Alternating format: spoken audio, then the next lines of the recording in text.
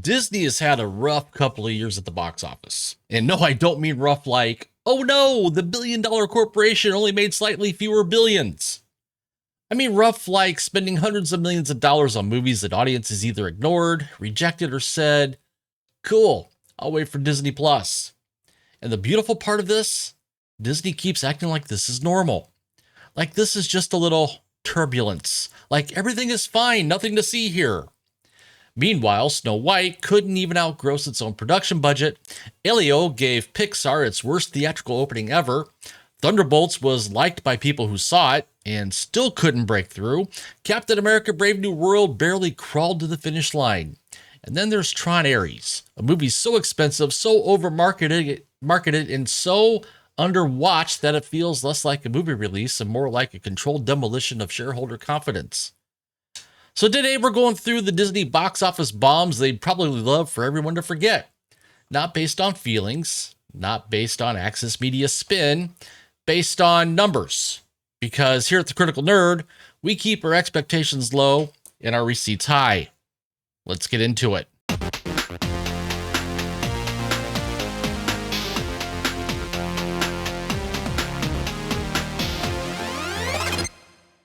What's going on, everyone? Welcome back to The Critical Nerd. If you're returning, I gotta just humbly say thank you and welcome back. This is the place where corporate spin comes to die slowly under the weight of basic math. And if you're new here, welcome in. This is where we talk movies, pop culture, Hollywood meltdowns, and the magical world of entertainment executives making decisions that look like they were workshopped in a panic room with bad Wi-Fi. So do me a favor, hit that like button, subscribe, ring that notification bell, because today we're talking about Disney's box office bloodbath. And before anyone starts crying in the comments, no, Critical Nerd, Disney's not dead. I didn't say Disney was dead. I didn't say Disney isn't dead. Disney's not dead. No. Disney is a giant corporate kaiju with theme parks, cruise ships, merchandising, ESPN, Hulu, Disney Plus, Marvel, Pixar, Lucasfilm, and enough nostalgia in the vault to emotionally blackmail 3 generations. So Disney's not dead. But theatrically, there's a very clear pattern forming. Disney can still win when it has the right sequel, the right nostalgia play, the right event movie. But when Disney asks audiences to show up purely because the Disney machine says, trust us, that's where things get a little ugly. And over the last stretch, we've seen multiple examples of Disney spending blockbuster money on movies that did not deliver blockbuster results. So today we're counting down the Disney box office bombs since Snow White. We're not just ranking them by how much I personally dislike them, although let's be honest, that would also be a fantastic video. We're looking at budgets, worldwide grosses, break-even pressure, brand damage, and what each movie says about the bigger problem. And we're starting with the smallest wound before we get to the full corporate chest cavity.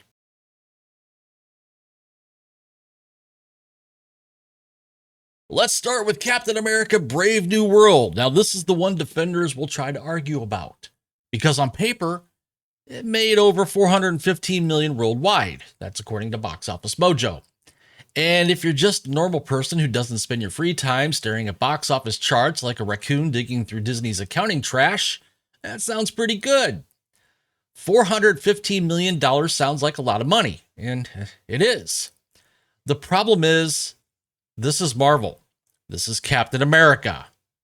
This is a movie with a reported blockbuster budget, a major marketing push, Harrison Ford as Red Hulk, and the job of convincing audiences that the MCU was finally back on track. This wasn't just another superhero movie, this was supposed to be a rebound.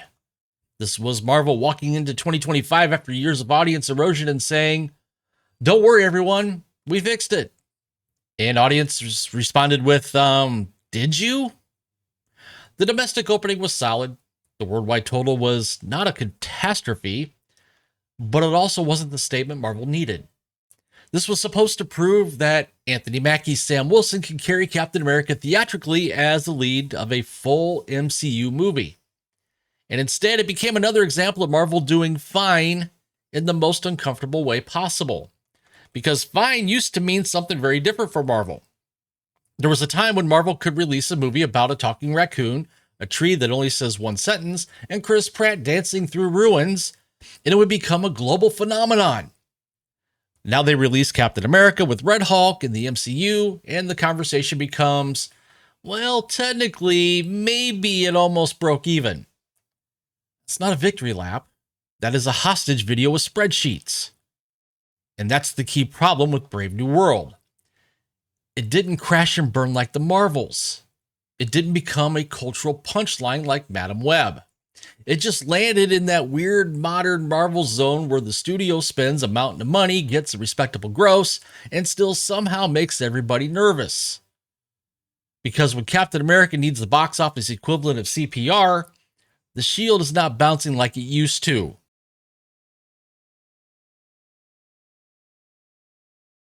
Next up, Thunderbolts. Thunderbolts asterisk. Because apparently even the title needed a disclaimer. Now, Thunderbolts is fascinating because this is arguably the most damaging Marvel entry on the list. Not because it lost money. It didn't. Not because it was hated. It wasn't. In fact, that's what makes this one so important. People who saw Thunderbolts generally seemed to like it. It had better word of mouth than a lot of recent Marvel projects. Florence Pugh got praise. The cast had chemistry. The movie was not some universally mocked disaster. And yet, according to the numbers, it finished with about $382 million worldwide on a $180 million production budget. Variety reported that the movie needed around $425 million worldwide to break even, which it did not reach. And that's the scary part. Because when a bad movie underperforms, studios can live with themselves. They can say, oh, audiences didn't like that one, or the reviews hurt us, or the marketing was off, the release date was crowded, the moon was in retrograde, Mercury personally attacked Bob Iger. Whatever excuse they needed, but when the movie is actually liked and it still underperforms, that tells you the problem is bigger than the movie. That tells you the brand premium is gone. Marvel used to have automatic attendance. It used to be an event simply because the logo came on screen.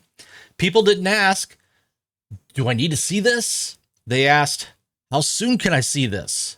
Now? Marvel has to convince people that the movie matters. And Thunderbolts had a very uphill battle there. Because let's be honest, this was a team of characters general audiences mostly knew as the side people from other things. You had Yelena, Bucky, Red Guardian, Ghost, US Agent, Taskmaster, and Sentry. To hardcore Marvel fans, there's material there. The general audiences, the poster looked like the MCU's HR department assembled a trauma support group. And the asterisk didn't help. Nothing screams confidence like putting punctuation in your title that makes people ask, is there homework? The movie's defenders will say, but it was good. And that may be true. But that is exactly the problem. If Marvel makes a decent movie, audiences like it, and it still cannot get to the level it needs theatrically, then Marvel has a trust issue. The MCU isn't dead, but the days of automatic Marvel money, well, they're over. And Disney still seems to be budgeting some of these films like we're living in 2018. Spoiler alert, we're not. The audience has changed. The brand has changed. And the box office has receipts.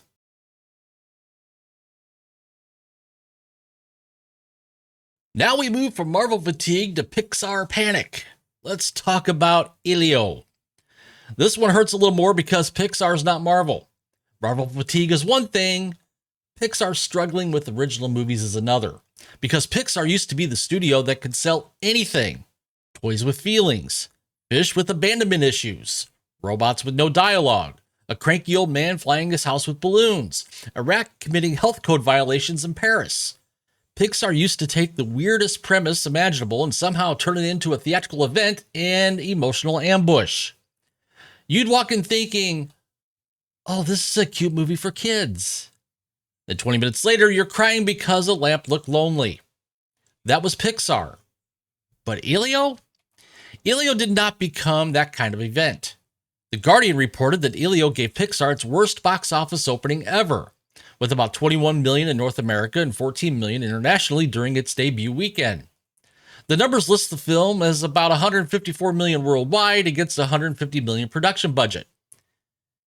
And again, just like with Marvel, the problem isn't that nobody liked it. The issue is that families did not treat it like something they needed to see in theaters.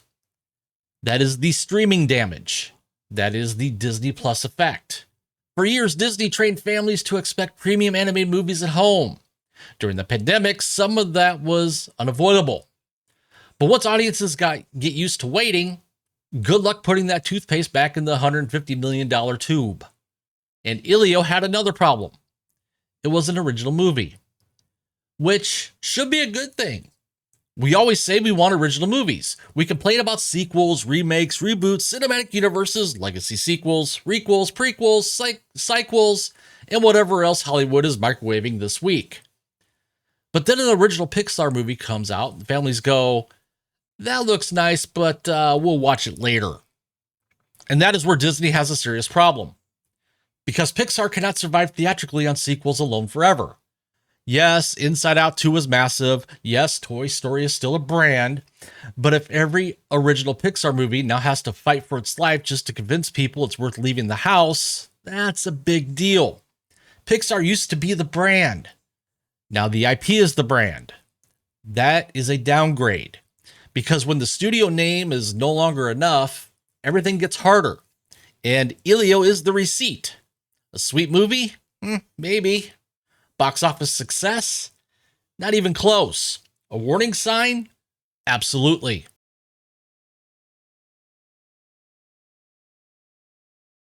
Now we get to the one everybody saw coming from orbit. Snow White. Oh, Snow White. The fairest box office disaster of them all. This movie was not just released, it was slowly lowered into theaters like a cursed object. According to the numbers, Disney's Snow White made about $205.7 million worldwide against a production budget, I should say, of about $269.4 million. Deadline estimated the film would lose Disney around $115 million, according to contemporaneous reporting. Honestly, the box office was only the final chapter. The real disaster started years earlier, because Snow White became one of those movies where the marketing campaign felt like it was actively trying to convince people not to go. You had the Rachel Zegler comments about the original film. You had the modern update discourse. You had the dwarves controversy. You had the casting debates. You had the political and social media chaos. You had trailers being dissected like crime scene footage. And by the time the movie finally arrived, Disney looked like it wanted to release the film quietly, collect the damage report, and move on before anyone asked too many questions. Which is a very strange energy for a live-action remake of the first Disney princess. This should have been one of the safest brands in the vault. Snow White is not some obscure IP Disney found behind a filing cabinet next to Treasure Planet lunchboxes. This is a foundational Disney mythology. This is the princess that helped build the castle. And somehow Disney turned it into a controversy magnet with musical numbers. That takes talent. The defenders will say, well, the movie was never going to please everyone. Well, that's true. No movie pleases everyone. But there's a difference between not pleasing everyone and spending years creating the impression that your remake does not even respect the thing people liked in the first place. That is the Disney remake problem in a nutshell. These live-action remakes often feel like they're caught between two audiences. They want the nostalgia audience to show up because they recognize the brand, but they also want praise for fixing the original. And eventually people start asking, if the old version was so broken, why are you using it to sell me a ticket? That's the contradiction. Disney wants the emotional value of the classics without always showing affection for the classics. And now Snow White paid the price. Not because every single criticism was fair, not because every online argument was reasonable, not because the overall brand message became toxic. By opening weekend, the story was not Disney brings a beloved classic to a new generation. The story was, let's see how bad this gets. And once your family musical becomes box office death watch, the poison apple has already been eaten.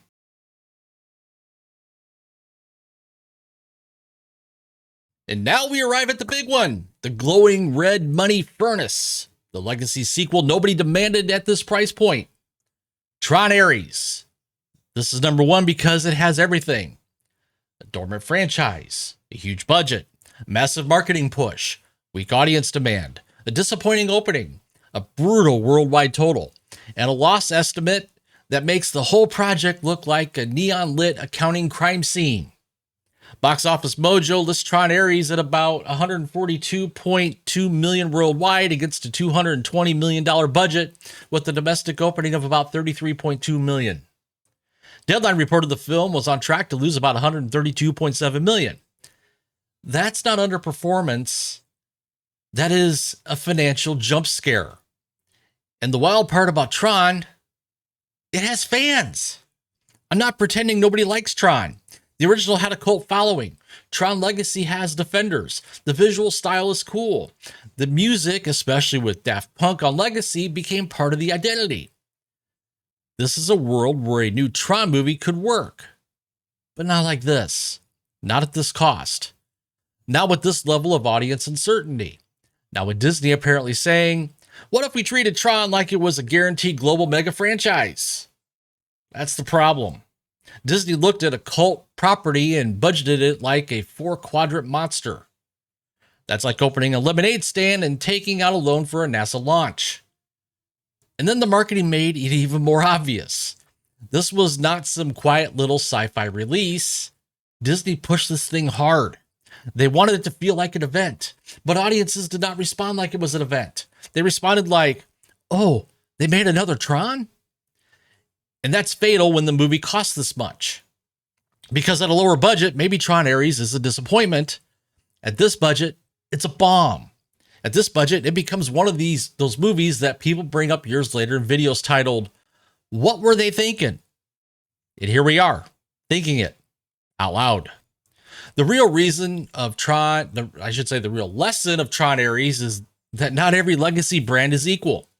Just because people recognize the name does not mean they will show up opening weekend. Recognition is not demand.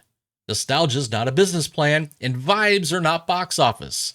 Disney has been leaning hard on the vault, but Tron Ares proves the vault does not automatically print money. Sometimes you open the vault and find out the audiences change the locks. Now, before we wrap this up, we have to talk briefly about Hoppers. Because Hoppers is not the same kind of bomb as the others. In fact, Box Office Mojo lists Hoppers as one of the stronger worldwide performers of 2026 so far, at about $371 million worldwide. So no, I'm not putting it in the bomb pile, but it still matters. Because the reaction around Hoppers tells you how damaged the conversation around Disney and Pixar has become. The Pixar original doing respectable business now feels like emergency oxygen. That's the real story. Not Hoppers flopped. It didn't. The story is, why does a decent Pixar result now feel like a relief effort? That's where Disney is. They can still win. They can still recover. They can still have hits. But the automatic trust is gone. The audience is more selective. Families are more selective. Marvel fans are more selective. General audiences are more selective. And that means the old Disney model, spend huge, market huge, trust the brand, count the money, does not work the way it used to. So what does all this mean? It means Disney's not dead. Again, for the people already rage typing, Disney's not dead. But the brand is not bulletproof anymore. And that's the difference. For years, Disney operated like the logo itself was enough. Marvel logo? Automatic. Pixar logo? Automatic. Live action remake of a classic? Automatic. Legacy franchise? Automatic. Lucasfilm? Star Wars? Automatic. But the last few years have taught audiences to ask a different question. Not what is Disney releasing, but why should I care? And that is a much harder question, because once audiences stop showing up out of habit, you have to earn them back movie by movie. You can't just nostalgia your way out of every problem. You can't just remake every animated classic and assume people will clap. You can't just slap Marvel Studios on a poster and expect $1 billion. You can't just revive a dormant franchise, light $300 million on fire, and call it strategy. Eventually, the receipts show up, and the receipts say Disney has a theatrical trust problem. Not a total collapse, not the end of the company, but a trust problem. And the scary thing for Disney is that trust is much harder to rebuild than hype. Hype can be bought. Trust has to be earned. And lately, Disney has been buying up a lot of hype, but the audiences keep bringing the receipts. So now I want to hear from you guys. Which Disney box office miss did the most damage? Was it Snow White because it turned a foundational Disney classic into a culture war punching bag? Was it Elio because it exposed Pixar's original movie problem? Was it Thunderbolts because even a liked Marvel movie couldn't fully bring the audience back? Was it Captain America Brave New World because Captain America should never feel like maybe a broke even conversation? Or was it Tron Ares because, good grief, that budget? Drop your pick in the comments below, and while you're down there, if you would, hit that like button, subscribe, ring that notification bell so you don't miss the next round of Hollywood math they really wish nobody would do in public. And as always, I'm the Critical Nerd. Keep your expectations low and your receipts high, and I am out.